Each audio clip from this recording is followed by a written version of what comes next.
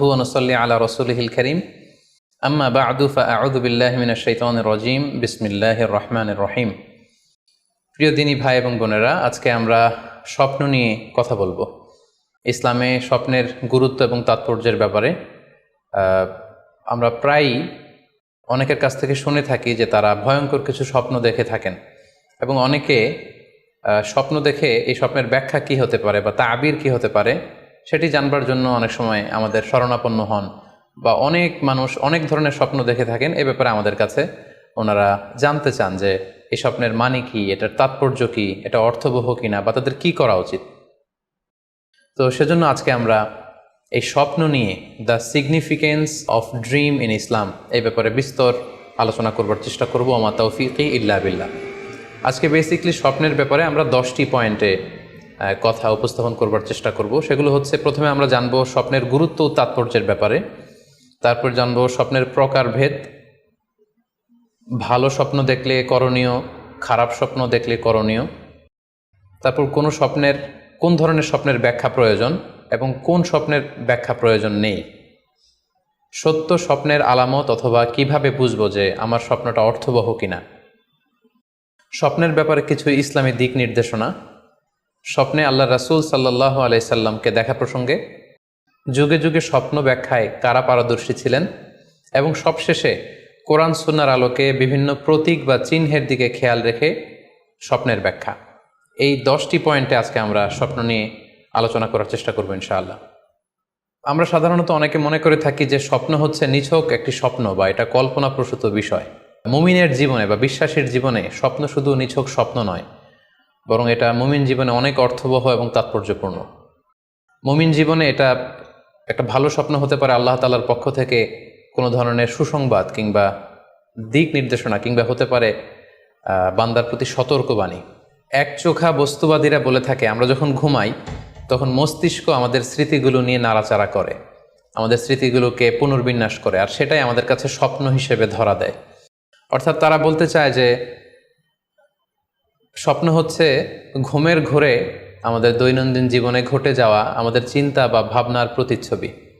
কিন্তু ইসলামের দৃষ্টিতে স্বপ্ন শুধু আমাদের চিন্তা ভাবনার প্রতিচ্ছবি নয়, এটা হতে পারে আল্লাহ তাআলার পক্ষ থেকে সুসংবাদ, হতে পারে গ্ল্যাড টাইডিংস কিংবা সতর্কবাণী।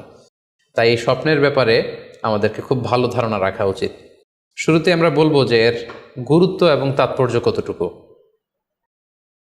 স্বপ্ন হচ্ছে নবুয়তের সূচনা। নবুয়তের সূচনা হয়েছিল স্বপ্নের মাধ্যমে।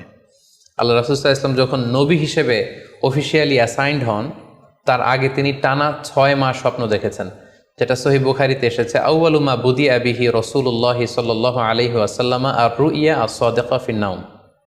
রাসূল সাল্লাল্লাহু আলাইহি ওয়াসাল্লামের কাছে ওহী বা রেভেলেশনের সূচনা হয়েছিল স্বপ্নের মাধ্যমে।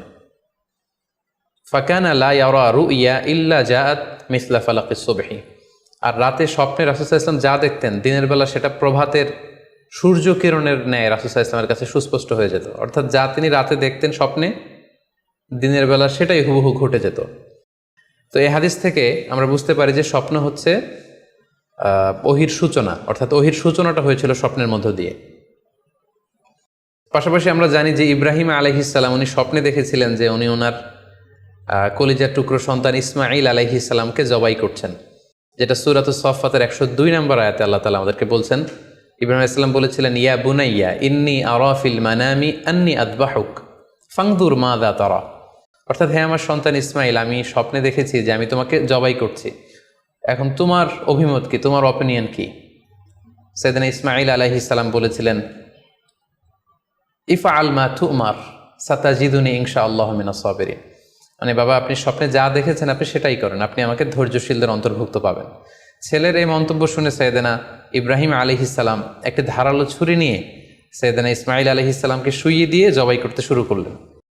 তো এই ঘটনা থেকে বোঝা যায় নবীদের স্বপ্ন এটা সাধারণ কোনো স্বপ্ন নয়, এটা ওহীর অন্তর্ভুক্ত। নবীদের স্বপ্ন যদি নিছক স্বপ্নই হতো, তাহলে একটা স্বপ্নের উপর ভিত্তি করে সাইয়েদনা ইব্রাহিম আলাইহিস সালাম ওনার সন্তানকে জবাই করার জন্য উদ্যত হতেন না। তার মানে বোঝা গেল নবীদের স্বপ্ন হচ্ছে এটা মিন ওয়াহিল্লাহ, এটা আল্লাহ তাআলার পক্ষ থেকে নবীদের প্রতি ওয়াহি। পাশাপাশি আল্লাহ রাসূল সাল্লাল্লাহু আলাইহি ওয়াসাল্লাম যখন মক্কার কাফিরদের দ্বারা অত্যাচারিত হয়ে মদিনায় হিজরত করেছিলেন, মদিনায় যাওয়ার প্রায় 6 বছর পরে 6ষ্ঠ হিজরিতে তিনি স্বপ্ন দেখলেন যে তিনি আবার মক্কায় ফিরে গিয়েছেন। সেখানে তিনি মসজিদুল হারামে প্রবেশ করেছেন এবং বাইতুল্লাহ শরীফ তিনি তাওয়াফ করছেন। তো এই স্বপ্ন দেখার পরে আল্লাহ রাসূল সাল্লাল্লাহু আলাইহি ওয়াসাল্লাম সাহাবাদেরকে নিয়ে উমরা করার জন্য মক্কায় রওনা হলেন। এটাই প্রমাণ করে যে স্বপ্ন যদি নবীদের জন্য নিছক স্বপ্ন হতো তাহলে এই ঝুঁকি, এই রিস্ক আল্লাহ রাসূল সাল্লাল্লাহু আলাইহি ওয়াসাল্লাম নিতেন না। কিন্তু এই ঝুঁকি নিয়েও তিনি উমরা করতে গিয়েছিলেন, যদিও সে বছর তিনি উমরা করতে পারেননি, ওনাকে ফিরে আসতে হয়েছিল। তৎপরবর্তী বছর অর্থাৎ 7ম হিজরিতে তিনি এই উমরাটি সম্পাদন করেছিলেন।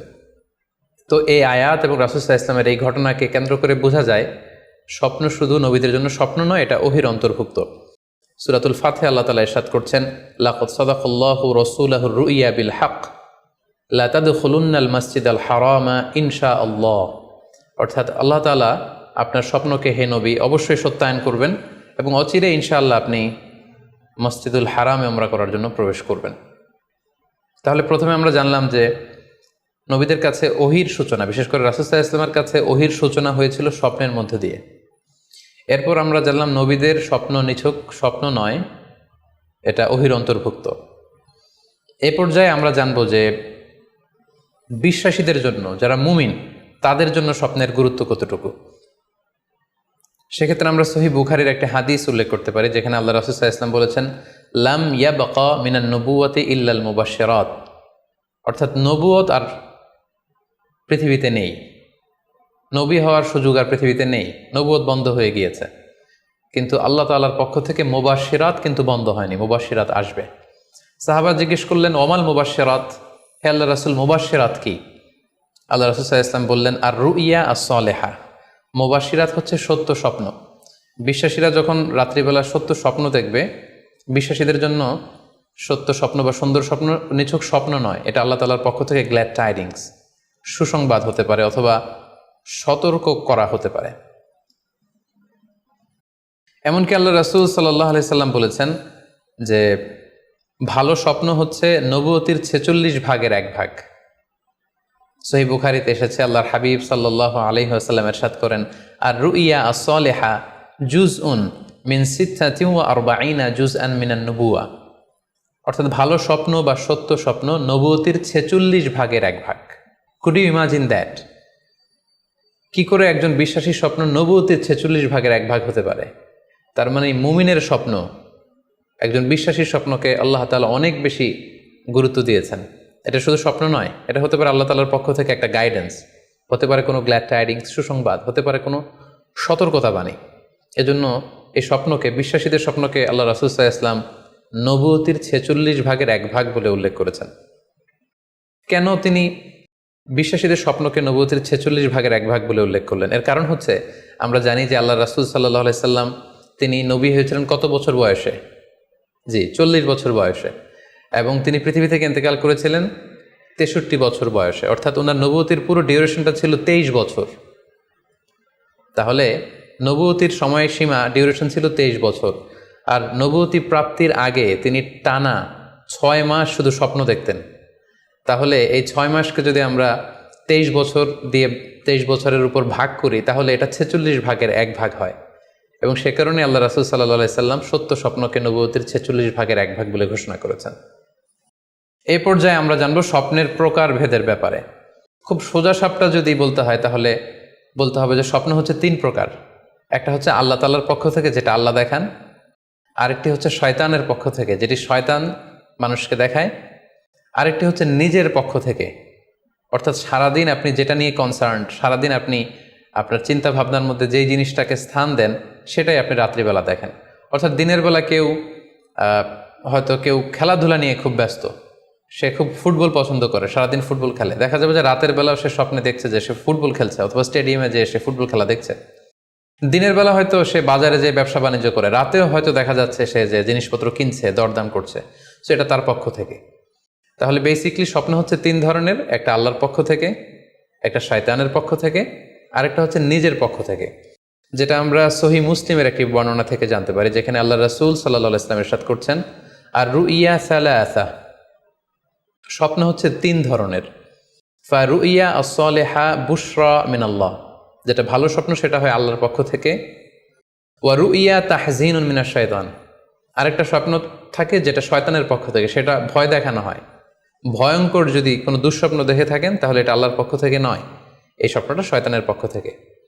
আরেকটি হচ্ছে রুইয়া মিম্মা ইউহাদ্দিসুল মারউ নাফসাহু, আরেকটি স্বপ্ন ব্যক্তি সে নিজের সাথে নিজে স্বপ্নে হয়তো কথা বলে বা এমন কিছু দেখে যেটা সুসংবাদও নয়, যেটা ভয়ঙ্করও কিছু নয়, বরং সারাদিন সে যে বিষয়টি নিয়ে চিন্তা ভাবনা করতো রাতে সেটার একটা প্রতিচ্ছবি, সেটাই সে দেখতে পাচ্ছে। এটা হচ্ছে নিজের পক্ষ থেকে স্বপ্ন। তাহলে খুব সহজে আমরা এভাবে বলতে পারি যে স্বপ্ন তিন প্রকার, একটা হচ্ছে রাহমানি, আর একটা হচ্ছে শাইতানি, আর একটা হচ্ছে নাফসানি। আমি আবার বলছি, স্বপ্নের প্রথম প্রকার হচ্ছে রাহমানি, দ্বিতীয় প্রকার হচ্ছে শাইতানি, তৃতীয় প্রকার হচ্ছে নাফসানি। যেটা রাহমানি সেটা রহমানের পক্ষ থেকে, আল্লাহ দেখান। আর যেটা শয়তানি সেটা শয়তানের পক্ষ থেকে, শয়তান ভীতিকর পরিবেশ তৈরি করার জন্য বা ভয় দেখানোর জন্য যেটা দেখায়। আরেকটা হচ্ছে নাফসানি, যেটাকে বলা হয় আদগাস ও আহলাম, যেটার কোনো মিনিং হয় না, অর্থাৎ নিজের পক্ষ থেকে নিজের চিন্তা ভাবনার প্রতিচ্ছবি। তাহলে শুরুতে আমরা জানবার চেষ্টা করব যে রহমানি, যেটাকে আরবিতে বলা হচ্ছে রুইয়া বা রুইয়া সদেকা বা সলেহা, সেটা কি, এবং সেটা যদি আমরা দেখি সেক্ষেত্রে আমাদের করণীয় কি। এক্ষেত্রে আমরা সহিহ বুখারীর একটি হাদিসকে উল্লেখ করতে পারি, যেখানে আল্লাহ রাসূল সাল্লাল্লাহু আলাইহি ওয়াসাল্লাম ইরশাদ করেছেন, ইদা রাআ আহাদুকুম রুইয়া ইউহিব্বুহা, তোমাদের কেউ যদি কোনো স্বপ্ন দেখে যে স্বপ্নটা সে পছন্দ করে, মানে স্বপ্নটা দেখে he feels good or she feels good, তার ভালো লাগছে, তাহলে বুঝতে হবে ফা ইন্নামা হিয়া মিন আল্লাহ, এই স্বপ্নটা আল্লাহর পক্ষ থেকে, এটা সাধারণ স্বপ্ন নয়, এটা খুবই অর্থবহ স্বপ্ন। তখন সে কী করবে? ফালিয়াহমাদিল্লাহ আলাইহা, সে তখন এই সুন্দর স্বপ্ন দেখার কারণে আল্লাহ শুকরিয়া করবে। ওয়াল ইউহাদ্দিস বিহা, এবং চাইলে সে এই স্বপ্নের কথা মানুষের কাছে বর্ণনা করতে পারে বা শেয়ার করতে পারে। তাহলে সহিহ বুখারীর এই হাদিসের ভাষ্য অনুযায়ী আমরা যেটা বুঝলাম, আমরা যদি ভালো কোনো স্বপ্ন দেখি তাহলে তিনটি কাজ করা যেতে পারে। প্রথমত আল্লাহর প্রশংসা করা, যেহেতু আমি ভালো একটি স্বপ্ন দেখেছি, আল্লাহর শুকরিয়া বা প্রশংসা আমরা করতে পারি। দ্বিতীয়ত চাইলে সুসংবাদ হিসেবে এই স্বপ্নটা আমি কারোর সাথে শেয়ার করতে পারি। আর তিন নাম্বার হচ্ছে এমন ব্যক্তিকে আমি শেয়ার করব যে আমাকে ভালোবাসে বা যে আমার শুভাকাঙ্ক্ষী, তা না হলে আমি হিংসার শিকার হতে পারি। কারণ আর নেয়ামাতু মাহসুদা, যে কোনো ধরনের নেয়ামতি, আপনি যদি আল্লাহর কোনো বিশেষ মার্সি, ব্লেসিংস বা নেয়ামত পেয়ে ধন্য হন, এটা সবার ভালো নাও লাগতে পারে, এটা সবার অন্তরে সহ্য নাও হতে পারে, ফলে আপনি হিংসার শিকার হতে পারেন। সো ভালো স্বপ্ন দেখলে আপনি চাইলে কারোর কাছে শেয়ার করতে পারেন, সেক্ষেত্রে সে যদি আপনার শুভাকাঙ্ক্ষী হয় বা আপনাকে পছন্দ করে, আপনাকে ভালোবাসে, এরকম কাছের কারোর সাথে আপনি শেয়ার করতে পারেন। আমরা সবাই নিঃসন্দেহে এরকম ভালো ভালো স্বপ্ন দেখতে চাই, আমরা কেউই ভয়ঙ্কর কোনো স্বপ্ন দেখতে চাই না। আমরা নিঃসন্দেহে এমন স্বপ্ন দেখতে চাই রাতের বেলায় যে স্বপ্নে আল্লাহ তাআলার পক্ষ থেকে আমাদের জন্য দিক নির্দেশনা থাকবে, অথবা কোনো সুসংবাদ থাকবে, কিংবা থাকবে আগাম কোনো সতর্কতাবাণী। এ জাতীয় ভালো স্বপ্ন যদি আমরা দেখতে চাই তাহলে আমাদের কি করা উচিত? সেক্ষেত্রে সর্বপ্রথম আমাদের যেটা করতে হবে, আমাদেরকে সত্যবাদী হতে হবে। সাধারণত সত্যবাদীদের স্বপ্ন সত্য হয়ে থাকে। যেখানেই সত্য সেখানেই যেন আমার অবস্থান হয়, আমি যেন সবসময় সত্যের পক্ষে থাকি। 2 নম্বর হচ্ছে আকলুল হালাল, আমাকে হালাল খেতে হবে। যারা হালাল খায় তাদের স্বপ্ন সাধারণত সত্য হয় এবং অর্থবহ স্বপ্ন হয়। পাশাপাশি আল্লাহ তাআলার দেয়া যে আদেশ নিষেধ সেগুলো আমাকে মেনে চলতে হবে। 4 নম্বরে রাত্রিবেলা আমি যখন ঘুমাবো আমাকে অজু করে ঘুমাতে হবে। ওই ইয়ানামু আলা তাহারা, পবিত্রতার সাথে যদি কেউ ঘুমায় তাহলে অজু করে ঘুমালে রাতে সে যে স্বপ্ন দেখবে সাধারণত সে স্বপ্নটি সত্য হয়। যদি সম্ভব হয় ক্যাবলামুখী হয়ে শোয়া, ক্যাবলামুখী হয়ে আমরা শুতে পারি। এই বিষয়গুলো যদি আমরা এনশিওর করতে পারি, অর্থাৎ সত্যবাদী হওয়া, হালাল খাবার খাওয়া, আল্লাহর দেয়া বিধিনিষেধ সবসময় মেনে চলবার চেষ্টা করা, রাত্রিবেলা অজু অবস্থায় ঘুমানোর অভ্যেস করা, পাশাপাশি ক্যাবলামুখী হয়ে শোয়ার চেষ্টা করা, এই বিষয়গুলো যদি আমরা মেনটেন করার চেষ্টা করি তাহলে আমরা যে স্বপ্নগুলো দেখব সেগুলো সত্য স্বপ্ন হবে বলে আমরা আশা করি। প্রিয় সুধী, এবারে আমরা জানব স্বপ্নের দ্বিতীয় প্রকারের ব্যাপারে, অর্থাৎ যেটাকে আরবিতে বলা হচ্ছে হলম, বা আমরা বলেছি শয়তানি, যেটা শয়তানের পক্ষ থেকে আসে। সেক্ষেত্রে শয়তান এটা সাধারণত মানুষকে ভয় দেখানোর জন্য, ঘুমের মধ্যে তার কোনো অকল্যাণ করার জন্য যে স্বপ্নটা দেখায়, এটা হচ্ছে শয়তানি। সেক্ষেত্রে সহিহ মুসলিমের একটি হাদিসের কথা আমরা এখানে উল্লেখ করতে পারি। সেখানে আল্লাহ রাসূল সাল্লাল্লাহু আলাইহি ওয়াসাল্লাম বলেছেন, আর রুইয়া মিন আল্লাহ, ভালো স্বপ্ন হচ্ছে আল্লাহর পক্ষ থেকে, ওয়াল হুলমু মিনাশ শাইতান, আর খারাপ স্বপ্ন হচ্ছে শয়তানের পক্ষ থেকে। এখন কেউ যদি আমরা এই ভয়ঙ্কর স্বপ্ন রাতে দেখে ফেলি, যেটাকে আমরা নাইট মেয়ার বলি বা হরর ড্রিম বলি, ভয়ঙ্কর স্বপ্ন বা দুঃস্বপ্ন, যেটা দেখে আমরা খুব হাঁপিয়ে উঠি, আমাদের শ্বাস প্রশ্বাসের গতিবিধি বেড়ে যায়, আমরা খুব ভয় পাই, প্রচণ্ড ভয়ে আমরা আতকে উঠি এবং ঘুম ভেঙে যায় আমাদের, এরকম ভয়ঙ্কর স্বপ্ন যদি আমরা দেখি তখন আমরা কি করব? এ ব্যাপারে কি ইসলামের কোনো দিক নির্দেশনা আছে? হ্যাঁ, অবশ্যই দিক নির্দেশনা আছে। সেক্ষেত্রে আমরা সহিহ মুসলিমের একটি হাদিস উল্লেখ করতে পারি এখানে, যেখানে আল্লাহ রাসূল সাল্লাল্লাহু আলাইহি ওয়াসাল্লাম বলেছেন, ইযা রাআ আহাদুকুম আর রুইয়া ইয়াকরাহুহা, তোমাদের কেউ যদি রাতে এমন কোনো স্বপ্ন দেখে যেটা সে অপছন্দ করে, মানে ভয়ঙ্কর ভীতিকর দুঃস্বপ্ন যদি সে দেখে, তাহলে ফাল ইয়াবসুক আন ইয়াসারিহি সালাসান, সে যেন তার বাম দিকে 3 বার থুতু ফেলে। ওয়াল ইস্তাইয বিল্লাহি মিনাশ শাইতানি সালাসান, আর সে যেন শয়তানের ব্যাপারে আল্লাহ তাআলার কাছে 3 বার পানাহ চায় বা আশ্রয় প্রার্থনা করে। ওয়াল ইয়াতাহাওয়াল আন জামবিহি আল্লাযী কানা আলাই, আর যে পাশে হয়ে সে শুয়েছিল সে পাশ চেঞ্জ করে অন্য পাশ হয়ে যেন সে ঘুমায়। সুবহানাল্লাহি বিহামদি, কত চমৎকার দিক নির্দেশনা। এবং সুনানে ইবনু মাজায় আরও একটি সহিহ হাদিস আমরা এখানে উল্লেখ করতে পারি, যেখানে আল্লাহ রাসূল সাল্লাল্লাহু আলাইহি ওয়াসাল্লাম বলেছেন, ইযা রাআ আহাদুকুম রুইয়া ইয়াকরাহুহা, কেউ যদি রাতে খারাপ বা ভয়ঙ্কর কোনো স্বপ্ন দেখে, ফালিয়াতাহাওয়াল, সে যেন তার বিছানা চেঞ্জ করে নেয়, জায়গা চেঞ্জ করে নেয়। অর্থাৎ সে যে বিছানায় শুয়েছিল সেখানে না, সে অন্য কোথাও শোবে, অথবা যেই টার্নে শুয়েছিল অন্য টার্নে চলে যাবে, ডানে হলে বায়ে, বায়ে হলে ডানে। ওয়াল ইয়াতফুল আন ইয়াসারিহি সালাসান, এবং তার বাম দিকে যেন সে 3 বার থুতু ফেলে।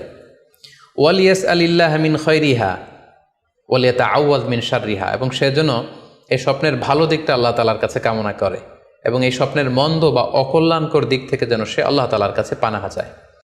সম্মানিত সুধীমণ্ডলী, এই হাদিস দুটির আলোকে আমরা বুঝতে পারি যে কেউ যদি হরর ড্রিম বা নাইট মেয়ার, যেটাকে আমরা দুঃস্বপ্ন বা ভয়ঙ্কর স্বপ্ন বলছি, এই ধরনের স্বপ্ন অনেকেই দেখে থাকে এবং আমাদের কাছে প্রায়ই বলে যে সে দুঃস্বপ্ন দেখে রাতের বেলা, ভয়ে সে ভড়কে যায়, আতকে ওঠে, ঘুম ভেঙে যায়। এ জাতীয় দুঃস্বপ্ন যদি আপনারা কেউ দেখেন, সেক্ষেত্রে এই হাদিসের আলোকে আমরা বলতে পারি যে আপনি 6টি কাজ করবেন। 1 নম্বর হচ্ছে আপনি বাম দিকে 3 বার থুতু ফেলবেন। 2 নম্বর হচ্ছে 3 বার আপনি তাআউয পড়বেন, অর্থাৎ আপনি পড়তে পারেন আউযু বিল্লাহি মিনাশ শাইতানির রাজিম, অর্থাৎ হে আল্লাহ, আমি বিতাড়িত শয়তানের ব্যাপারে আপনার কাছে পানাহ চাচ্ছি। অথবা আপনি পড়তে পারেন আউযু বিল্লাহি মিন শাররিহা, হে আল্লাহ, আমি এই শয়তানের অকল্যাণকর বা যে এভিল সাইড আছে, খারাপ দিক আছে, এই ব্যাপারে আমি আপনার কাছে পানাহ চাচ্ছি। 3 বার আপনি এটা পড়বেন। 3 নম্বরে আপনি যদি আপনার ঘুমকে আবারও কন্টিনিউ করতে চান, তাহলে বা দিকের থেকে যদি স্বপ্ন দেখেন, তাহলে আপনি ডান দিকে টার্ন করবেন। আপনি ডান কাতে ঘুমাচ্ছিলেন এরকম যদি হয়, তাহলে বাম দিকে আপনি সরে যাবেন, অথবা যেখানে শুয়েছিলেন ওই জায়গাটা চেঞ্জ করে অন্য কোথাও শোবেন। 4 নম্বর হচ্ছে আপনি যদি ঘুম আর কন্টিনিউ করতে না চান, তাহলে আপনি অজু করে ফেলবেন। তাৎক্ষণিক আপনি আপনার ঘুম যদি আপনি কন্টিনিউ করতে না চান, অজু করে ফেলবেন এবং 2 রাকাত সালাত আদায় করবেন। 5 নাম্বার হচ্ছে এই স্বপ্ন আপনি কারোর সাথে শেয়ার করবেন না। এ ব্যাপারে আমরা সামনে বিস্তারিত বলছি। ভয়ঙ্কর স্বপ্ন দেখলে সাধারণত কারোর সাথে শেয়ার করবেন না। যদি শেয়ার করতে হয়, তাহলে প্রলিফিক স্কলার, ভালো আলেম, যার এলেম আছে, যার আমল আছে, এরকম লোক, কিংবা আপনার ওয়েল উইশার যারা আছে, আপনার শুভাকাঙ্ক্ষী, এরকম কারোর সাথে শেয়ার করতে পারেন। 6 নাম্বার, যদি সুযোগ হয় আপনি কিছু চ্যারিটি করে যেতে পারেন, দান করে যেতে পারেন, কারণ সাদাকাতু তারুদ্দুল বালা, দান করলে, চ্যারিটি করলে এটা মানুষের বিপদ বা বালা মুসিবতকে দূর করে দেয়।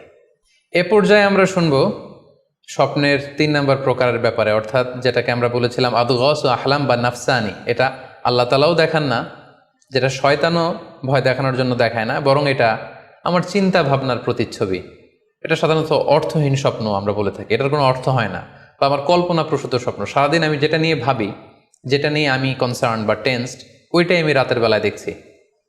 এ জাতীয় স্বপ্ন যদি আমরা দেখি, তাহলে এই স্বপ্নের কোনো অর্থ নেই, এটাতে কোনো দিক নির্দেশনা নেই, এটা সাধারণত অর্থহীন এবং কল্পনাপ্রসূত স্বপ্ন হয়ে থাকে। এই স্বপ্নের কোনো ব্যাখ্যা হয় না। সম্মানিত সুধী, এ পর্যায়ে আমরা জানবো যে কোন স্বপ্নের ব্যাখ্যার প্রয়োজন হয় এবং কোন স্বপ্নের কোনো ব্যাখ্যার প্রয়োজন হয় না। সাধারণত ব্যাখ্যা প্রয়োজন হয় কি হয় না, এদিক থেকে স্বপ্ন 2 ধরনের। এক হচ্ছে সরিহ, মানে ডিরেক্ট ড্রিম, যেটা সুস্পষ্ট, অর্থাৎ রাতে আপনি যা স্বপ্নে দেখেছেন দিনের বেলা সেটাই ঘটতে দেখেছেন।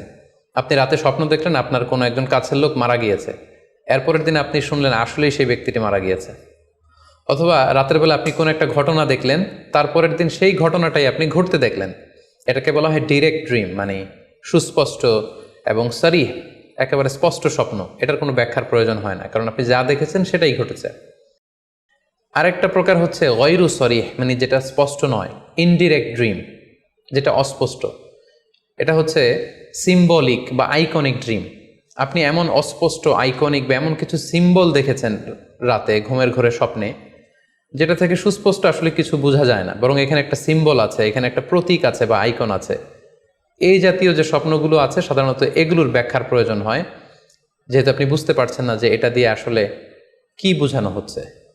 সম্মানিত সুধী, এ পর্যায়ে আমরা জানার চেষ্টা করব যে সত্য স্বপ্নের আলামত কি কি, অর্থাৎ কিভাবে বুঝবো যে আমি যে স্বপ্নটা দেখেছি এই স্বপ্নটা সত্য কিনা বা অর্থবহ কিনা। অনেকে আমাদের কাছে জানতে চায় যে আমি এই স্বপ্নটা দেখেছি, এটা কি সত্য স্বপ্ন, এটা কি অর্থবহ স্বপ্ন, বা এটা কি আল্লাহর পক্ষ থেকে কোনো গাইডেন্সমূলক বা দিক নির্দেশনা বা সুসংবাদমূলক স্বপ্ন, কিভাবে আমরা বুঝতে পারি? কিছু আলামত রয়েছে, কিছু নিদর্শন রয়েছে, যেগুলোর আলোকে কিন্তু আমরা সহজেই বুঝতে পারি যে স্বপ্নটা সত্য কিনা। সুনানে আবু দাউদের এক বর্ণনায় আল্লাহ রাসূল সাল্লাল্লাহু আলাইহি ওয়াসাল্লাম ইরশাদ করেছেন, আসদাকুন নাসি রুইয়া আসদাকুহুম হাদিসা। যে ব্যক্তি সত্য কথা বলে বেশি, তার স্বপ্ন সত্য হয় বেশি। তাহলে সহজে আমরা বুঝলাম, আপনি যদি সত্যবাদী হন, সাধারণত আপনার স্বপ্নগুলো জেনারেলি সত্য হবে। সেক্ষেত্রে সত্য স্বপ্ন বা অর্থবহ স্বপ্ন চেনার প্রথম আলামত হচ্ছে এই স্বপ্ন দেখে আপনার ভাল লাগবে। You feel good after seeing the dream. আপনি স্বপ্ন দেখার পরে আপনার খুব স্বস্তি লাগবে, আপনার ভালো লাগবে, আপনার কাছে এই স্বপ্নটা পছন্দ হবে, খুব ভালো লাগবে স্বপ্নটা। যদি এরকম ফিলিং হয় আপনার, তাহলে আপনি বুঝবেন এই স্বপ্নটা সত্য ছিল এবং অর্থবহ ছিল। 2 নাম্বার হচ্ছে true dreams are very short and concise. সত্য স্বপ্ন খুবই শর্ট হয়, কনসাইজ হয়। আরবিতে যেটাকে বলা হয় ওয়াদেহা জালিয়া, খুবই শর্ট, স্পষ্ট, ক্লিয়ার এবং কনসাইজ। অনেকে রাতে অনেক লম্বা লম্বা স্বপ্ন দেখে, লম্বা এপিসোড দেখে, একটার পর একটা ঘটনা দেখতে থাকে, মুভির মতো লম্বা লম্বা ঘটনা সে দেখতে থাকে। এই জাতীয় লম্বা লম্বা ঘটনা যদি আপনি দেখে থাকেন রাতে, বা এপিসোড আকারে একটার পর একটা ঘটনা যেটার সাথে কোনো মিল নেই, এই জাতীয় স্বপ্নের সাধারণত কোনো অর্থ হয় না, এগুলো অর্থবহ স্বপ্ন নয়। অর্থবহ স্বপ্ন চেনার 3 নাম্বার আলামত বা সাইন হচ্ছে রিপিটেশন। অর্থাৎ একই স্বপ্ন যদি আপনি বারবার দেখেন তাহলে বুঝতে হবে এটা অর্থবহ স্বপ্ন, এবং এটার মাধ্যমে আল্লাহ তাআলা আপনাকে কোনো দিক নির্দেশনা বা গাইডেন্স দিতে যাচ্ছেন। আপনাকে বোঝার চেষ্টা করতে হবে যে আসলে আল্লাহ তাআলা আপনাকে কি বোঝাতে চাচ্ছেন। তাহলে 3 নাম্বার হচ্ছে রিপিটেশন। বারবার যদি কোনো স্বপ্ন দেখেন, এই স্বপ্নটা সত্য হবে এবং অর্থবহ হবে। এটা নট নেসেসারি যে আপনি একাই বারবার দেখেন। একজন মানুষ একটা স্বপ্ন বারবার দেখলে যেমনি অর্থবহ, পাশাপাশি একই স্বপ্ন যদি অনেকে দেখে তাহলে সেই স্বপ্নটাও অর্থবহ। অর্থাৎ আপনি একটা স্বপ্ন প্রায় দিন দেখেন, তাহলে বোঝা যাচ্ছে এটা অর্থবহ স্বপ্ন। অথবা একটা স্বপ্ন অনেক লোক একসাথে দেখেছে, তারপরের দিন একে অপরের সাথে শেয়ার করে বোঝা গেল যে সবাই একই স্বপ্ন দেখেছে, তাহলে বোঝা যাবে এটা সাধারণ স্বপ্ন নয়, এটা অর্থবহ স্বপ্ন, মিনিংফুল স্বপ্ন। যেমন এক্ষেত্রে আমরা লাইলাতুল কদরের একটা হাদিসের কথা উল্লেখ করতে পারি। সহিহ বুখারীতে এসেছে, রমাদান মাসে সাহাবারা স্বপ্ন দেখলেন, অনেক সাহাবা একসাথে স্বপ্ন দেখলেন যে ওনাদেরকে বলা হচ্ছে রমাদানের শেষ দশকের শেষ 7 দিনের যে কোনো একদিন কদর হয়ে যেতে পারে। ওনারা সবাই এসে সাহাবা রিদওয়ানুল্লাহ তাআলা আলাইহিম আজমাইন আল্লাহ রাসূল সাল্লাল্লাহু আলাইহি ওয়াসাল্লামের কাছে বললেন, ইয়া রাসূলুল্লাহ, আমি স্বপ্নে দেখেছি যে বলা হচ্ছে কদরের জন্য রমজানের শেষ 7 দিনকে তালাশ করতে। আরেকজন এসে একই কথা বললো যে ইয়া রাসূলুল্লাহ, আমি দেখেছি রমজানের শেষ 7 দিনে কদর হতে পারে। তো এরকম অনেক সাহাবা যখন আল্লাহ রাসূল সাল্লাল্লাহু আলাইহি ওয়াসাল্লামের কাছে এসে এই ঘটনা বলল, তখন আল্লাহ রাসূল সাল্লাল্লাহু আলাইহি ওয়াসাল্লাম বললেন, আরা রুইয়াকুম কদ তাওয়াতাআত ফিস সাবঈল আওয়াখির, যে আমি দেখতে পেলাম যে তোমাদের স্বপ্নটা রমজানের শেষ 7 দিনের ব্যাপারে ঐকমত্য হয়েছে, একই ধরনের স্বপ্ন তোমরা সবাই দেখেছো, তাই তোমরা রমজানের শেষ দশকের শেষের 7 দিনে কদর তালাশ করো। রমজানের শেষ দশকের শেষ 7 দিনে কদর হয়ে যাওয়ার সম্ভাবনা বেশি। সেই বুখারীর এই হাদিসের আলোকে কিন্তু আমরা বুঝতে পারলাম যে একটি স্বপ্ন, একই ধরনের ঘটনা যদি অনেকে দেখে তাহলে এটা অর্থবহ। পাশাপাশি এক্ষেত্রে আমরা আজানের হাদিসটি উল্লেখ করতে পারি। আমরা এখন নামাজের আগে যে আজান দেয়া হয়, শুরুর দিকে কিন্তু সাহাবাদের আজানের পদ্ধতি জানা ছিল না। তখন সাহাবারা আল্লাহ রাসূল সাল্লাল্লাহু আলাইহি ওয়াসাল্লামের সাথে কনসাল্ট করছিলেন যে কিভাবে আজান দেওয়া যায়, অর্থাৎ কিভাবে ঘোষণা দেওয়া যায় সালাতের জন্য। একজন সাহাবা বলল, আমরা আগুন জ্বালিয়ে দিব, আগুনের ধোঁয়া দেখে মদিনার সবাই বুঝবে যে এখন সালাতের সময়, তো সবাই চলে আসবে। আরেকজন বলল, না, প্রতিদিন আগুন জ্বালানো এটা নিরাপদ না, বরং আমরা খ্রিস্টানদের মতো বেল বাজিয়ে দিব, একজন বেল রিঙ্গার রাখবো, যে ঘন্টা বাজালে ঘন্টার আওয়াজ শুনে খ্রিস্টানদের মতো চার্চে যেন লোকজন আসে, বাকিরা সবাই নামাজ পড়তে চলে আসবে। তো এক একজনের এক এক পরামর্শ শুনে আল্লাহ রাসূল সাল্লাল্লাহু আলাইহি ওয়াসাল্লাম কোনো সিদ্ধান্তে আসতে পারলেন না। তারপরের দিন একজন সাহাবা চমৎকার একটি স্বপ্ন দেখলেন। তিনি স্বপ্নে দেখলেন, ওনার নাম হচ্ছে আবদুল্লাহ ইবনে যায়েদ ইবনে আবদে রব্বি। উনি স্বপ্নে দেখলেন যে একজন লোক, খুব সম্ভবত ফেরেশতা হবেন, তার গায়ে দুইটা সবুজ রঙের জামা এবং তার হাতে বেল, ঘন্টা। তখন তিনি ওনাকে জিজ্ঞেস করলেন, আপনি কি ঘন্টা বিক্রি করেন? তখন স্বপ্নে সেই লোকটি বলল, ঘন্টা দিয়ে তুমি কি করবে? তো সাহাবী বললেন যে ঘন্টা দিয়ে আমরা নামাজের জন্য আহ্বান করব। তো স্বপ্নে সেই সবুজ কাপড় পরিহিত লোক বলল যে ঘন্টার চাইতেও যদি চমৎকার একটা আইডিয়া তোমার সাথে শেয়ার করি, সেটাকে তুমি শুনবে? সাহাবী বললেন, হ্যাঁ শুনবো। তখন তিনি বললেন, ঘন্টা না বাজিয়ে তোমরা উঁচু একটা জায়গায় দাঁড়িয়ে আল্লাহু আকবার, আল্লাহু আকবার, আল্লাহু আকবার, আল্লাহু আকবার, আশহাদু আল্লা ইলাহা ইল্লাল্লাহ, আশহাদু আন্না মুহাম্মাদুর রাসূলুল্লাহ, এই বাক্যগুলো তোমরা বলবে। এই বাক্যগুলোর মধ্য দিয়ে আল্লাহর বরত্বের ঘোষণা হবে, রাসূল সাল্লাল্লাহু আলাইহি ওয়াসাল্লামের রিসালাতের ঘোষণা হবে, মানুষকে চমৎকার বাক্যে নামাজের দিকে ডাকাও হবে, ফলে লোকজন নামাজেও চলে আসবে। এই চমৎকার কথা শুনে সাহাবা তো অবাক হয়ে গেলেন, ওনার ঘুম ভেঙে গেল। উনি সকালবেলা আল্লাহ রাসূল সাল্লাল্লাহু আলাইহি ওয়াসাল্লামের কাছে এসে পুরো ঘটনা শোনালেন যে একজন লোককে আমি দেখলাম হাতে ঘন্টা, আমি বললাম ঘন্টা কিনবো সালাতের আহ্বানের জন্য, তিনি আমাকে এই কয়েকটা বাক্য শিখিয়ে বললেন ঘন্টা না বাজিয়ে এই বাক্যগুলো দিয়ে আহ্বান করলে কেমন হয়। আল্লাহ রাসূল সাল্লাল্লাহু আলাইহি ওয়াসাল্লাম এই স্বপ্নের কথা শুনে তিনি অভিভূত হলেন। তিনি বললেন, তুমি ঠিকই দেখেছ, তুমি সঠিক স্বপ্ন দেখেছ। যেহেতু বেলালের কণ্ঠ খুব দরাজ, বেলালকে ডাকো, আমাদের ঘন্টাও বাজানোর দরকার নেই, আগুন জ্বালানোর দরকার নেই, বেলালকে বাক্যগুলো মুখস্থ করিয়ে দাও। বেলাল মসজিদে নববীর পাশে দাঁড়িয়ে আওয়াজ করে এই আজান দিবে, এই ঘোষণা দিবে। এই আজান শুরু হলো। বেলাল রাদিয়াল্লাহু তাআলা আনহু একটা উঁচু জায়গায় দাঁড়িয়ে আল্লাহু আকবার, আল্লাহু আকবার বলে তিনি আজান দিতে শুরু করলেন। এই বাক্যগুলো শুনে সাইয়েদনা ওমরে ফারুক দৌড়াতে দৌড়াতে আল্লাহ রাসূল সাল্লাল্লাহু আলাইহি ওয়াসাল্লামের কাছে আসলেন। এসে বললেন, ইয়া রাসূলুল্লাহ, বেলাল এই বাক্যগুলো কোত্থেকে শিখেছে? গত রাতে তো আমি দেখেছি যে আমাকে একজন লোক বলেছে যে তোমরা এই বাক্যগুলোকে ব্যবহার করে লোকজনকে সালাতের জন্য আহ্বান করো। আল্লাহ রাসূল সাল্লাল্লাহু আলাইহি ওয়াসাল্লাম শুনে অবাক হলেন। অর্থাৎ ওই সাহাবী ঠিক যেমন স্বপ্ন দেখেছেন, ইসলামের দ্বিতীয় খলিফা সাইয়েদনা ওমরে ফারুক রাদিয়াল্লাহু তাআলা আনহু উনিও একই স্বপ্ন দেখেছেন। তার মানে একই স্বপ্ন যদি একাধিক লোকজন দেখে থাকে, সেটা যেমনি অর্থবহ, আবার আপনি একাও যদি একটি স্বপ্ন বারবার বারবার দেখেন, সেটাও অর্থবহ।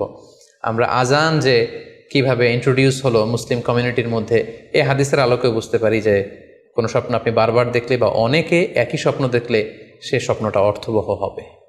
অর্থবহ স্বপ্ন দেখার 4 নম্বর সাইন হচ্ছে শেষ রাতের স্বপ্ন সাধারণত অর্থবহ হয়। অর্থাৎ লাস্ট 1/3 অফ দ্য নাইট, রাতের শেষাংশে যদি আপনি ফজরের আগ দিয়ে যে স্বপ্নটা মানুষ দেখে, সাধারণত এই স্বপ্নটা অর্থবহ হয়, এটা সত্য স্বপ্ন হয়।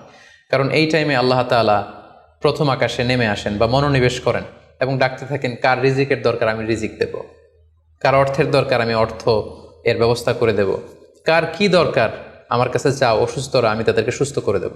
সো ওই টাইমে আল্লাহ তাআলার বিশেষ একটা রহমত পৃথিবীতে নেমে আসে, ফলে শেষ রাতের স্বপ্ন সাধারণত অর্থবহ স্বপ্ন হয়। পাশাপাশি হাদিসে এসেছে যে কিয়ামতের আগ দিয়ে মুমিনরা যে স্বপ্নগুলো দেখবে, এই স্বপ্নগুলো সাধারণত অর্থবহ হবে। অর্থাৎ কিয়ামতের একেবারে আগ মুহূর্তে যখন মুসলমানরা খুব স্ট্রাগল করবে, মুসলমানরা যখন খুব বিপদে থাকবে, তখন মুসলমানদের যে স্বপ্নগুলো তারা রাতের বেলা দেখবে, এগুলো মিথ্যা হবে না, বেশিরভাগ স্বপ্নই সত্য হবে, অর্থবহ হবে। যেটা আমরা সহিহ বুখারীর একটা হাদিস থেকে জানতে পারি, যেখানে আল্লাহ রাসূল সাল্লাল্লাহু আলাইহি ওয়াসাল্লাম ইরশাদ করেছেন, ইযাকতারাবা যামানু লাম তাকাদ রুইয়াল মুমিনি তাকযিব। অর্থাৎ কিয়ামতের সময় যত ঘনিয়ে আসবে, কাছাকাছি আসবে, মুমিন বা বিশ্বাসীদের স্বপ্ন ঠিক তত সঠিক হতে থাকবে। মুমিনদের তখনকার স্বপ্ন বেশিরভাগই সত্য হবে, সেটা মিথ্যা হবে না। তাহলে এই হাদিস থেকে আমরা জানলাম কিয়ামতের আগ দিয়ে মুমিনরা যে স্বপ্নগুলো দেখবে, এগুলো সত্য হবে, অর্থবহ হবে।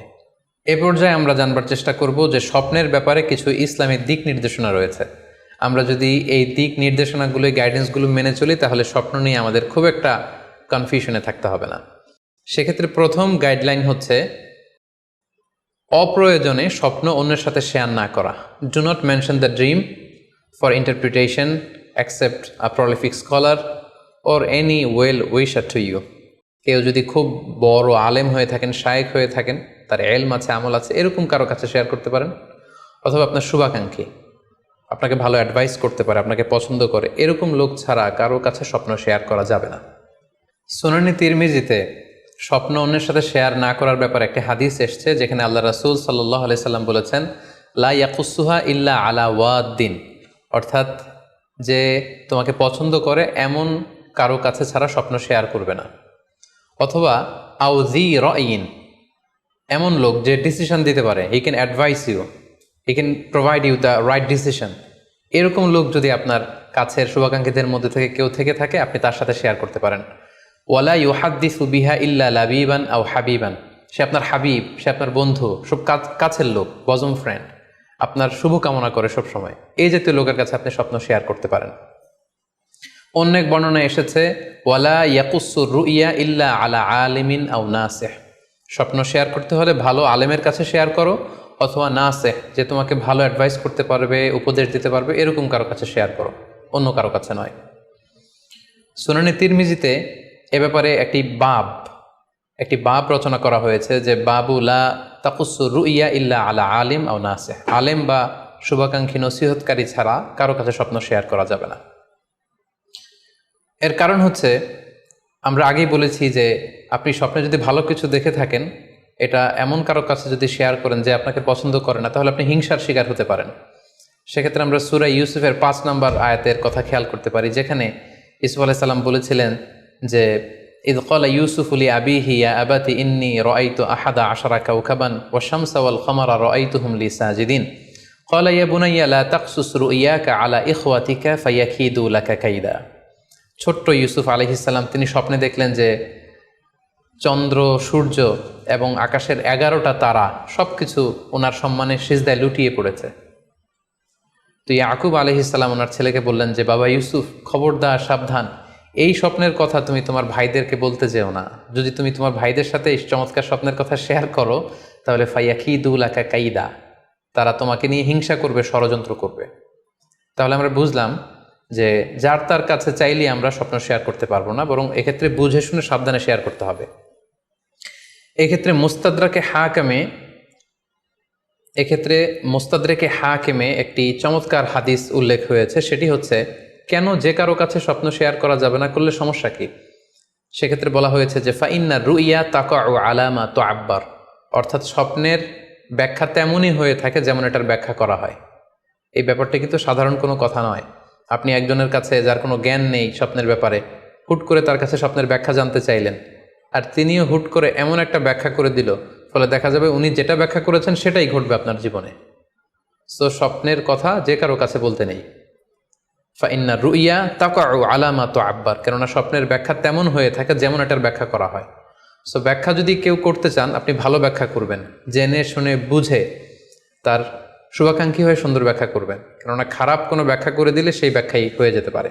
স্বপ্নের কথা কেন যে কোনো মানুষের কাছে শেয়ার করতে নেই, তার কারণ হিসেবে আমরা সুনানে দারমির একটি হাদিসকে এখানে উল্লেখ করতে পারি, যে হাদিসটিকে ইবনু হাজার আল আসকালানি উনি ওনার ফাথুল বারিতে হাসান বলে উল্লেখ করেছেন। আল্লাহ রাসূল সাল্লাল্লাহু আলাইহি ওয়াসাল্লামের কাছে মদিনাতে প্রায় একজন নারী এসে স্বপ্নের ব্যাখ্যা জানতে চাইতেন। সে নারী বলতেন যে, ইয়া রাসূলুল্লাহ, আমি প্রায়ই স্বপ্নে দেখি যে আমার ঘরের একটি পিলার ভেঙে গিয়েছে এবং আমি অন্ধ সন্তান প্রসব করেছি। এই নারীর স্বামী ছিল ব্যবসায়ী এবং সারা বছর ব্যবসার কারণে বিভিন্ন জায়গায় তিনি ঘুরে বেড়াতেন, এবং যখন ফিরে আসতেন, যাওয়ার সময় তিনি স্ত্রীকে প্রেগনেন্ট অবস্থায় রেখে যেতেন, অর্থাৎ গর্ভবতী, আর এই বাচ্চাকে পেটে নিয়ে এই নারী সবসময় এই স্বপ্ন দেখতে থাকতেন। তো রাসূল সাল্লাল্লাহু আলাইহি ওয়াসাল্লাম স্বপ্নের ব্যাখ্যা বললেন, তুমি চিন্তা করো না, তোমার স্বামী সহি সালামতে ফিরে আসবে এবং তুমি সুন্দর সন্তান প্রসব করবে, ভালো সন্তান। এভাবেই চলছিল, যতবার তার স্বামী ফিরে আসে, সুস্থভাবে ফিরে আসে এবং সে সুন্দর সন্তান জন্ম দিচ্ছিল। হঠাৎ একবার সে নারী আল্লাহ রাসূল সাল্লাল্লাহু আলাইহি ওয়াসাল্লামের বাসায় এসে দেখলেন যে আল্লাহ রাসূল সাল্লাল্লাহু আলাইহি ওয়াসাল্লাম ঘরে নেই। আম্মাজান আয়েশাকে তিনি বললেন যে, আমি সবসময় এরকম স্বপ্ন দেখি। তখন আম্মাজান আয়েশা বললেন, তাহলে এই স্বপ্নের ব্যাখ্যা জানার জন্যই তুমি রাসূল সাল্লাল্লাহু আলাইহি ওয়াসাল্লামের কাছে আসো, তুমি কি স্বপ্ন দেখো? তখন সে নারী আম্মাজান আয়েশার কাছে খুলে বললেন যে, আমি স্বপ্নে দেখি যে আমার ঘরের একটি পিলার ভেঙে গিয়েছে আর আমি একটি অন্ধ সন্তান প্রসব করেছি। একথা শুনে আম্মাজান আয়েশা রাদিয়াল্লাহু তাআলা আনহা অবাক হয়ে গেলেন। তিনি বললেন, তাই নাকি? তোমার স্বপ্ন যদি সত্য হয়, তাহলে ঠিকই তোমার স্বামী মারা যাবে এবং তুমি একজন ফাজের পাপাচারী সন্তান প্রসব করবে। ঠিকই দেখা গিয়েছিল, তার পরের বছর তার স্বামী যখন আসলো, জীবিত আসতে পারেনি, তার স্বামী ইন্তেকাল করেছিল এবং এই নারী যে সন্তান প্রসব করেছিল সেটি ছিল একটি পাপাচারী সন্তান। তো এই ঘটনা আল্লাহ রাসূল সাল্লাল্লাহু আলাইহি ওয়াসাল্লাম শুনে আম্মাজান আয়েশাকে বললেন, আয়েশা তুমি এটা ঠিক করোনি। তুমি যদি কখনো কারো স্বপ্নের ব্যাখ্যা করো, তুমি ভালো ব্যাখ্যাটা করবে, কখনো মন্দ দিক থেকে ব্যাখ্যা করবে না। হয় চুপ থাকবে, ব্যাখ্যাই করতে যাবে না, আর যদি স্বপ্নের ইন্টারপ্রিটেশন তুমি করতে চাও তাহলে ভালো ব্যাখ্যাটা করবে। সম্মানিত শুধু এজন্য যে কারো কাছে আমরা চাইলেই স্বপ্নের কথা জানাতে পারি না, বরং সে যদি আপনার শুভাকাঙ্ক্ষী হয়, সে যদি স্বপ্ন ব্যাখ্যায় পারদর্শী হয়, সে যদি ভালো আলেম হয়, তাহলে তার কাছে আপনি স্বপ্নের ব্যাখ্যা জানতে চাইতে পারেন। এক্ষেত্রে আমরা ইমাম মুহাম্মদ ইবনে সিরিনের আরও একটি চমৎকার ঘটনার কথা উল্লেখ করতে পারি। মুহাম্মদ ইবনে সিরিন উনি ছাত্রদেরকে নিয়ে একবার তালিম দিচ্ছিলেন। এ সময় হঠাৎ এক নারী এসে বললেন যে আমি স্বপ্নের ব্যাখ্যা জানতে চাই, মুহাম্মদ ইবনে সিরিন কোথায়? ছাত্ররা বলল উনি একটু বাইরে গিয়েছেন। আপনি স্বপ্নে কি দেখেছেন? মহিলাটি বলল যে আমি স্বপ্নে দেখেছি আমার ছেলে সাগর থেকে শুধু পানি পান করছে। হঠাৎ সেই মসজিদ থেকে এক ছাত্র বলল, তাই নাকি? আপনি যদি এই স্বপ্ন দেখে থাকেন তাহলে আপনার বাচ্চাটা মারা যাবে। ইমাম মুহাম্মদ ইবনে সিরিন পরবর্তীতে যখন আসলেন, এসে ছাত্রদের কাছে যখন জানতে পারলেন, তখন তিনি বললেন যে তুমি কেন এই স্বপ্নের ব্যাখ্যা করেছো? কারণ সাগরের লোনা পানি এটা যে সবসময় অযোগ্য, পানের অযোগ্য, ব্যাপারটা এমনটা নয়। সাগরের ভেতরে তো মণিমুক্তাও আছে। বরং আমি হলে ব্যাখ্যা করতাম যে তোমার ছেলে সাগর থেকে পানি খাচ্ছে, তোমার ছেলে অনেক বড় আলেম হবে। কিছুদিন পরে আরেক লোক এসে মুহাম্মদ ইবনে সিরিনের কাছে জানতে চাইলেন যে আমি স্বপ্নে দেখছি যে আমার ছেলে সাগর থেকে শুধু পানি নিয়ে খাচ্ছে। তিনি বললেন আশা করা যায় তোমার ছেলে অনেক বড় আলেম হবে। ঠিকই দেখা গেল কিছুদিন পরে যেই মহিলাটি স্বপ্নের ব্যাখ্যা জানতে এসেছিলেন তার ছেলেটি মারা গিয়েছে। আর যেই লোক মুহাম্মদ ইবনে সিরিনের কাছে স্বপ্নের সুন্দর ব্যাখ্যা নিয়ে গেলেন, তার ছেলে ওই সময়ের অনেক বড় আলেম হয়েছিল। এজন্য সম্মানিত শুধু যে কারো কাছে স্বপ্নের ব্যাখ্যা জানতে চাইতে নেই। আর স্বপ্নের ব্যাখ্যা যদি করতে হয় ভালো ব্যাখ্যা করতে হবে, তা না হলে চুপ থাকতে হবে। স্বপ্নের ক্ষেত্রে ইসলামের যে দিক নির্দেশনা, সেক্ষেত্রে আরও একটি দিক নির্দেশনা হচ্ছে স্বপ্ন কখনো শরীয়তের দলিল হতে পারে না। কেবলমাত্র নবীদের স্বপ্নই হচ্ছে ওহী, কিন্তু আমরা যারা সাধারণ মুসলমান, আমাদের স্বপ্ন কখনো শরীয়তের দলিল হতে পারে না।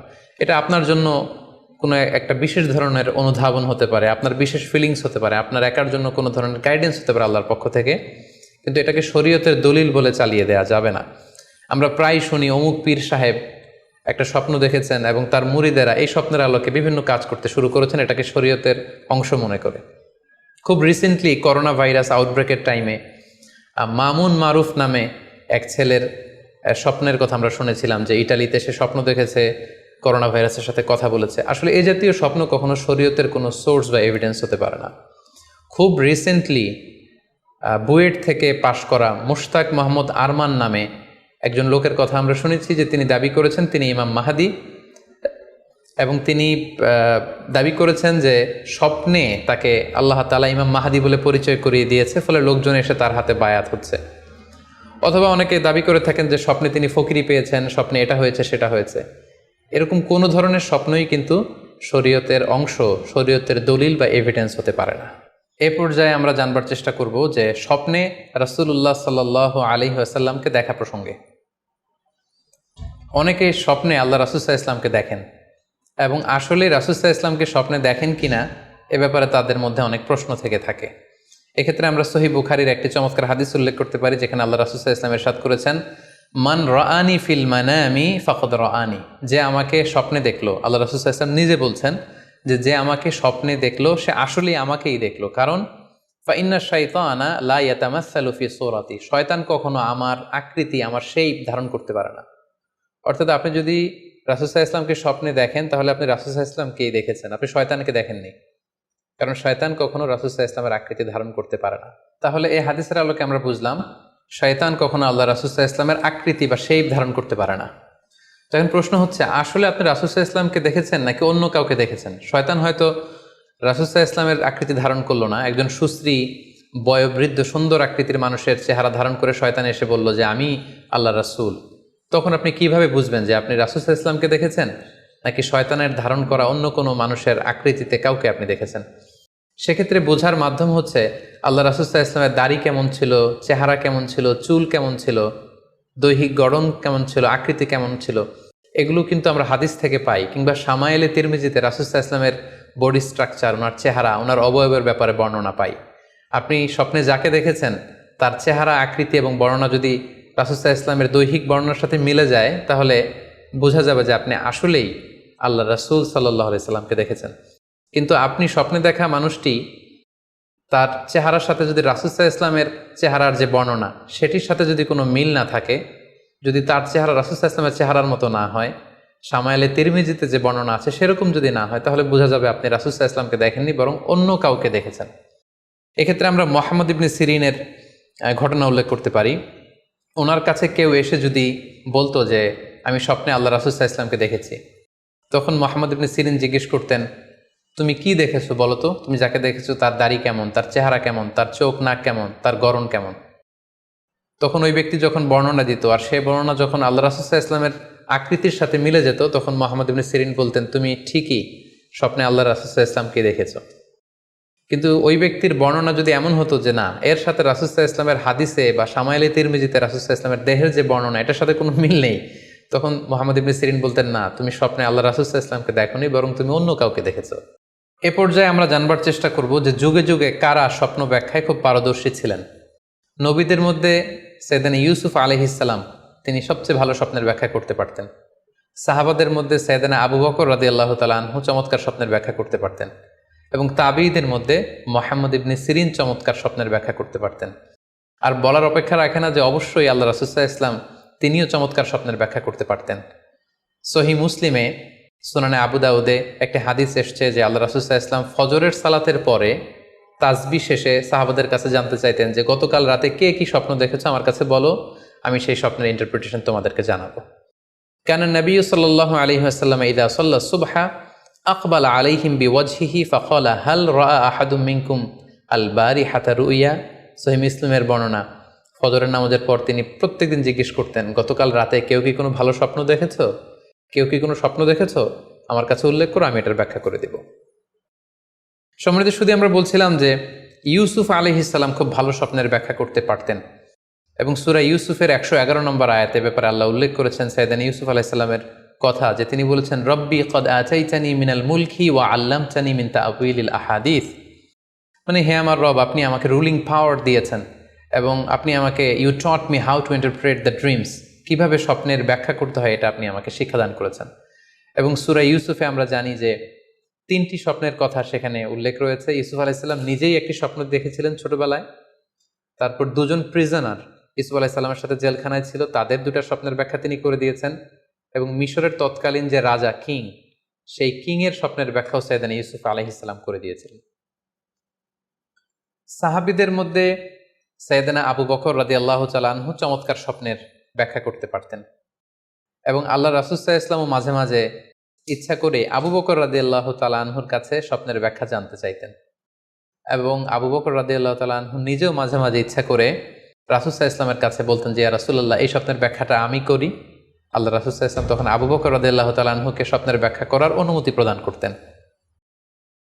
এক্ষেত্রে আমরা আল খাসাইসুল কুবরা, জালালউদ্দিন সুয়ুতির লেখা, সেখানকার একটি বর্ণনার কথা উল্লেখ করতে পারি, যেখানে আল্লাহ রাসূল সাল্লাল্লাহু আলাইহি সাল্লাম আবু বকর রাদিয়াল্লাহু তাআলা আনহুর কাছে একটি স্বপ্নের উল্লেখ করলেন। বললেন, আবু বকর, আমি গত রাতে স্বপ্নে দেখেছি যে তুমি আর আমি দুজন মিলে দৌড় প্রতিযোগিতা করছি, এবং দেখলাম যে আমি তোমার 2.5 গজ সামনে, তুমি আমার 2.5 গজ পেছনে, অর্থাৎ আমি এই দৌড় প্রতিযোগিতায় বিজয় লাভ করেছি এবং তুমি আমার 2.5 হাত পেছনে। এর ব্যাখ্যা কি হতে পারে?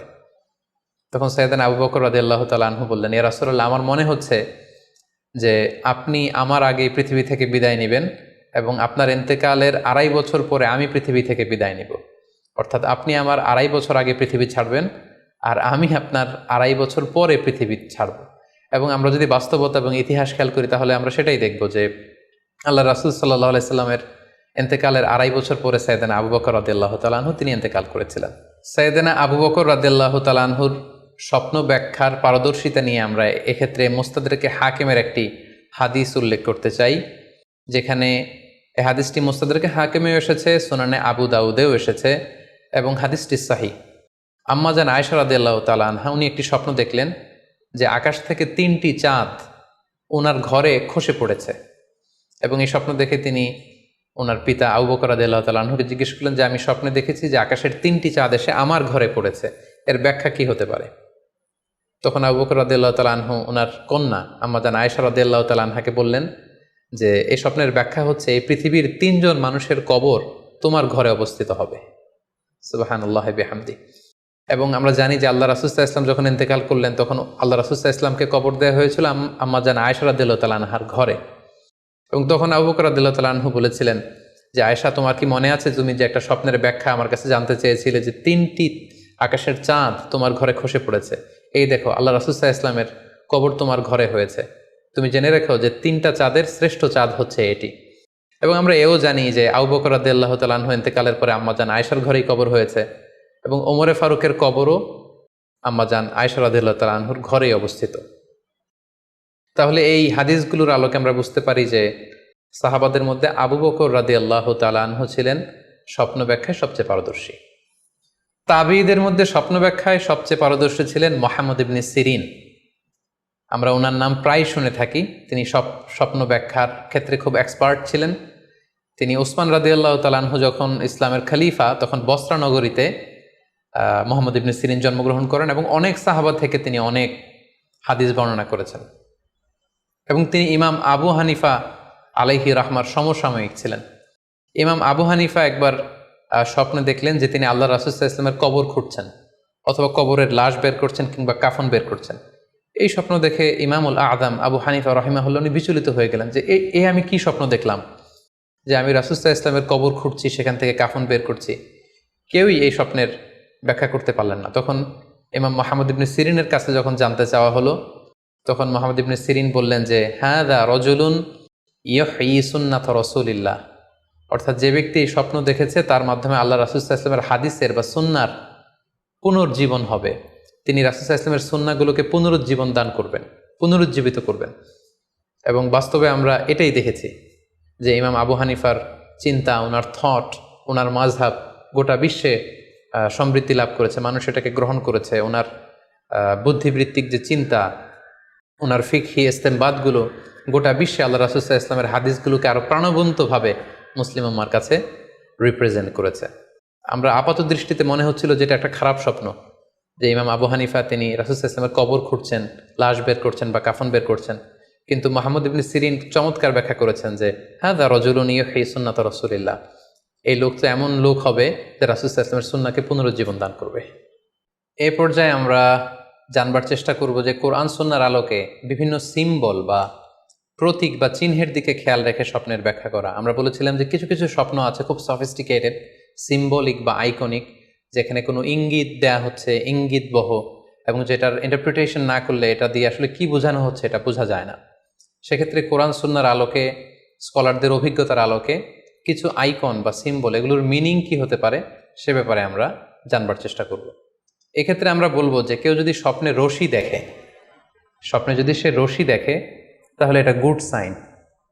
এটা কেমন যেন আল্লাহর সাথে একটা প্রতিশ্রুতির সাথে সম্পৃক্ত, কারণ আল্লাহ তাআলা কোরআনে ইরশাদ করেছেন ওয়াতাসিমু বিহাবলিল্লাহি জামিআ। আরবিতে রশি আরবি হচ্ছে হাবল, মানে ওয়াতাসিমু বিহাবলিল্লাহি জামিআ, তোমরা আল্লাহর রজ্জু বা রশিকে আঁকড়ে ধরো। তাহলে রশি দেখা মানে এখানে আমরা আল্লাহর ওয়াদাগুলো যেন পূরণ করি, আল্লাহর আনুগত্য যেন আমরা প্রপারলি করতে পারি, এটা ইঙ্গিত করছে। এরপর স্বপ্নে যদি আমরা কাক দেখি, এটা সাধারণত একটা নেগেটিভ সাইন বহন করে, কারণ কাককে আল্লাহ রাসূল সাল্লাল্লাহু আলাইহি ওয়াসাল্লাম ফাসিক বা ফুয়াইসিক বলেছেন। সো আমরা যদি স্বপ্নে কাক দেখি, এটাকে আমরা পজিটিভ কোনো সাইন মনে না করে নেগেটিভ সাইন মনে করতে পারি। তৃতীয়ত, আমরা যদি স্বপ্নে লম্বা কাপড় দেখি, এটা গুড সাইন। কারো গায়ে যদি লম্বা জামা থাকে তাহলে এটা গুড সাইন, আর খাটো জামা থাকলে সাধারণত এটা নেগেটিভ সাইন। এক্ষেত্রে আমরা সহিহ বুখারীর একটি হাদিসকে উল্লেখ করতে পারি। আল্লাহর হাবিব সাল্লাল্লাহু আলাইহি ওয়াসাল্লাম বলেছেন যে আমার সামনে অনেক মানুষকে পেশ করা হলো, তাদের কারো জামা নাভি পর্যন্ত, কারো জামা হাঁটু পর্যন্ত, কারো জামা পা পর্যন্ত। আর সেক্ষেত্রে ওমরে ফারুককে দেখলাম যে এত লম্বা জামা পরে সে হেঁটে যাচ্ছে, সে তার জামা টেনে টেনে নিয়ে যাচ্ছে। তো সাহাবারা বললেন মা আউয়ালতাহু ইয়া রাসূলুল্লাহ, হে আল্লাহর রাসূল, আপনার এই স্বপ্ন থেকে আপনি কি বোঝাতে চাইলেন? আল্লাহ রাসূল সাল্লাল্লাহু আলাইহি ওয়াসাল্লাম বললেন আউয়ালতুহু আদ-দীন, এটা দ্বারা আমি দিনদারি বোঝাতে চাইলাম। অর্থাৎ যার জামা লম্বা তার মানে তার তাকওয়া বেশি বা তার দিনদারি বেশি। আর স্বপ্নে যদি কারো জামা খুব ছোট খাটো বা জামাহীন অবস্থায় কাউকে দেখা হয়, এটা সাধারণত তার দিনদারি কমে যাচ্ছে বা তার তাকওয়া is decreasing day after day, এটার একটা সাইন বহন করে। পাশাপাশি দুধ, স্বপ্নে যদি কেউ দেখে সে দুধ খাচ্ছে, এটা একটা ভালো সাইন। স্বপ্নে দুধ খেতে যদি দেখা হয় তাহলে তার জ্ঞান বৃদ্ধি পাবে বলে এটা একটা সাইন বা আলামত বহন করে। সেক্ষেত্রেও আমরা বুখারীর একটা হাদিস উল্লেখ করতে পারি, যেখানে আল্লাহ রাসূল সাল্লাল্লাহু আলাইহি ওয়াসাল্লাম একটা স্বপ্নের কথা সাহাবাদেরকে শেয়ার করছিলেন। তিনি বললেন যে আমাকে এক বাটি দুধ দেয়া হলো, আমি সেখান থেকে দুধ খেলাম, তারপর দেখলাম যে আমার আঙ্গুল থেকে দুধ বের হচ্ছে, আর সেখানে যে অবশিষ্ট দুধ রয়ে গেল সেটা আমি ওমরে ফারুকের মুখে দিলাম। ওমরে ফারুক সেই অবশিষ্ট দুধটা খেলো। এই স্বপ্নের কথা শুনে সাহাবারা বললেন, মা আউয়ালতা বিহি ইয়া রাসূলুল্লাহ, হে আল্লাহ রাসূল, এটা দিয়ে আপনি কি ব্যাখ্যা করলেন? ফামা আউয়ালতাহু ইয়া রাসূলুল্লাহ, আল্লাহ রাসূল সাল্লাল্লাহু আলাইহি ওয়াসাল্লাম বললেন, আল ইলম, এটা দিয়ে আমি জ্ঞানের ব্যাখ্যা করেছি। অর্থাৎ দুধ হচ্ছে জ্ঞানের প্রতীক। দুনিয়াতেও তো আমরা দেখি যে দুধ হচ্ছে সুষম একটা খাবার, খাদ্যের পুষ্টিগুণের 6টি গুণাগুণ দুধের মধ্যে পাওয়া যায়। সো কেউ যদি স্বপ্নে দেখেন যে তিনি দুধ পান করছেন, আশা করা যায় এটা তার জন্য ভালো সাইন, তার জ্ঞান বাড়বে বলে আমরা ধারণা করতে পারি। এবার স্বপ্নে যদি কেউ দেখে যে সে আজান দিচ্ছে, এটাও ভালো সাইন। স্বপ্নে আজান দেয়া এটা সাইন হচ্ছে সে হয়তো অচিরে হজ করতে যাবে। হজের সাথে আজানের কি সম্পর্ক? এর কারণ হচ্ছে সূরা হজ্জে আল্লাহ তাআলা সাইয়েদনা ইব্রাহিম আলাইহিস সালামকে যখন বলেছিলেন যে তুমি হজ শুরু করো, তখন তিনি বলেছিলেন, ইব্রাহিম তুমি আজান দাও, ওয়া আযযিন ফিন নাসি বিল হজ্জ ইয়াতুকা রিজালা ওয়া আলা কুল্লি দামির ইয়াতিনা মিন কুল্লি ফাজ্জিন আমিক। অর্থাৎ হে ইব্রাহিম তুমি আজান দাও। ইব্রাহিম আলাইহিস সালাম বললেন, কোথায় আজান দিব? চারদিকে তো মরুভূমি। আল্লাহ তাআলা বললেন, ইব্রাহিম তুমি আজান দাও, এই আজানের আওয়াজ বা শব্দ পৃথিবীর সবার কানে আমি পৌঁছে দেব। তো সাইয়েদনা ইব্রাহিম আলাইহিস সালাম তখন হজের আজান দিলেন বা ঘোষণা দিলেন। আজান শব্দের অর্থ হচ্ছে অ্যানাউন্স, টু অ্যানাউন্স, মানে ঘোষণা দেয়া। সো আপনি যদি স্বপ্নে দেখেন যে আপনি আজান দিচ্ছেন বা কেউ আজান দিচ্ছে, তাহলে সে অচিরে হজ করবে বা হজ রিলেটেড কোনো একটা ব্যাখ্যা হতে পারে। এভাবে আজানকে হজের সাথে সম্পৃক্ত করা হয়েছে এবং এটা ভালো একটি স্বপ্ন। এবার স্বপ্নে যদি কেউ গর্ত দেখে, যে সে গর্ত খুঁড়ছে বা তার জন্য কেউ গর্ত করছে, এটা ষড়যন্ত্রের সাথে সম্পৃক্ত। কেননা আরবি প্রবাদে আছে যে মান হাফারা হুফরাতান ওয়াকা ফিহা, কেউ যদি কারোর জন্য গর্ত করে তাহলে সেই গর্তে সে নিজে আগে পড়বে। তাহলে গর্ত করা মানে অনেকটা কারো বিরুদ্ধে শত্রুতা করা বা ষড়যন্ত্র করার একটা চিহ্ন বহন করে। এবার স্বপ্নে যদি কেউ নৌকা দেখে বা শিপ দেখে, জাহাজ দেখে, যে সে জাহাজে আরোহণ করছে বা নৌকায় আরোহণ করছে, এটা তার জন্য একটা ভালো সাইন। সে কোনো বিপদ থেকে মুক্তি পাবে বলে ধারণা করা যেতে পারে। কারণ সূরা আনকাবুতের 15 নম্বর আয়াতে আল্লাহ বলছেন, ফাআনজাইনাহু ওয়া আসহাবাস সাফিনাতি ওয়া জাআলনাহা আয়াতাল লিল আলামিন। অর্থাৎ আমি নূহ আলাইহিস সালাম এবং তার সাথের ঈমানদার সবাইকে আমি এই নৌকায় উঠিয়েছি এবং মহাপ্লাবন থেকে তাদেরকে আমি বাঁচিয়েছি। আর এই মহাপ্লাবনকে আমি গোটা বিশ্বের জন্য একটা নিদর্শন করে রেখেছি। সো নৌকায় ওঠা বা জাহাজে ওঠা, কোনো শিপে বা লঞ্চে ওঠা, এটা আপনি বিপদ থেকে মুক্তি পাবেন, and you are in the safe zone, এই ধরনের একটা ইঙ্গিত বহন করে। ইমাম মুহাম্মদ ইবনে সিরিনের কাছে এক লোক এসে বলল যে, ইমাম, রাআইতু কাআন্নী আহরুসু আরদান লা তুমবিত, হে ইমাম, আমি স্বপ্নে দেখেছি যে আমি একটি শস্য ক্ষেত্র চাষ করছি কিন্তু কোনো ফসল হচ্ছে না, এটার মানে কি? তিনি ব্যাখ্যা করে দিলেন, আনতা তা'জিলু আন ইমরাআতিক, অচিরেই হয়তো তোমার স্ত্রীর সাথে তোমার সেপারেশন হয়ে যেতে পারে। কারণ কোরআনে স্ত্রীকে শস্য ক্ষেত্রের সাথে তুলনা করা হয়েছে মেটাফরিক্যালি। সূরা বাকারার 223 নম্বর আয়াতে আল্লাহ বলছেন, নিসাউকুম হারসুল লাকুম ফাআতু হারসাকুম আন্না শি'তুম। অর্থাৎ তোমাদের স্ত্রীরা হচ্ছে তোমাদের শস্য ক্ষেতের মতো, তোমরা যেভাবে খুশি এই শস্য ক্ষেত্রটাকে সুন্দরভাবে চাষাবাদ করতে পারো। তাহলে শস্য ক্ষেতের সাথে বা ক্রপ ল্যান্ডসের সাথে আপনার স্ত্রীর সাথে সম্পর্ক হওয়া বা সেপারেশন হওয়া, এইভাবে ইঙ্গিত নেওয়া যেতে পারে। সবশেষে একটি ঘটনা উল্লেখ করার মধ্য দিয়ে আমরা এই সিম্বলিক বা আইকনিক ব্যাপারটা শেষ করতে চাই। সেটি হচ্ছে, ব্যক্তির ভিন্নতার কারণে কিন্তু স্বপ্নের ব্যাখ্যাও ভিন্নতা হতে পারে। ব্যক্তি ভিন্নতার কারণে স্বপ্নের ব্যাখ্যাও ভিন্ন হবে। একই স্বপ্ন দুইজন লোক দেখলো, দুইজনের স্বপ্নের ব্যাখ্যা কিন্তু দুরকম হতে পারে। সেক্ষেত্রে আমরা মুহাম্মদ ইবনে সিরিনের একটা ঘটনা উল্লেখ করতে পারি। মুহাম্মদ ইবনে সিরিনের কাছে এক লোক এসে বলল যে, আমি স্বপ্নে দেখেছি আমি আজান দিচ্ছি, এটার ব্যাখ্যা কি? উনি বললেন, তুমি হজ করতে যাবে। তার কিছুদিন পরে আরেক লোক এসে একই স্বপ্ন দেখলো। তিনি বললেন যে, আমি স্বপ্নে দেখেছি যে আমি আজান দিচ্ছি। তো তিনি বললেন, চুরিতে তোমার হাত কাটা যাবে। তো ওনার ছাত্ররা দুইজন লোকের কাছে দুই ধরনের উত্তর দেওয়ার কারণে অবাক হয়ে জিজ্ঞেস করলেন যে, হে ইমাম, একই স্বপ্ন দুইজন দেখলো কিন্তু আপনি এক একজনকে এক এক উত্তর কেন দিলেন? তো তিনি বললেন যে, এই দুইজনকে আমি চিনি এবং তাদের ব্যক্তিগত জীবন সম্পর্কে আমি জানি। সো তাদের জীবন আচরণ, তাদের ব্যক্তিত্বের কারণে আমি দুই ধরনের ব্যাখ্যা করেছি। প্রথম জনের ব্যাখ্যা করেছি আমি সূরা হজের আলোকে, কারণ সূরা হজে আল্লাহ ইব্রাহিম আলাইহিস সালামকে বলেছেন ও আযযিন ফিন্নাস বিল হজ, তুমি মানুষের মাঝে হজের জন্য আজান দাও, ঘোষণা দাও।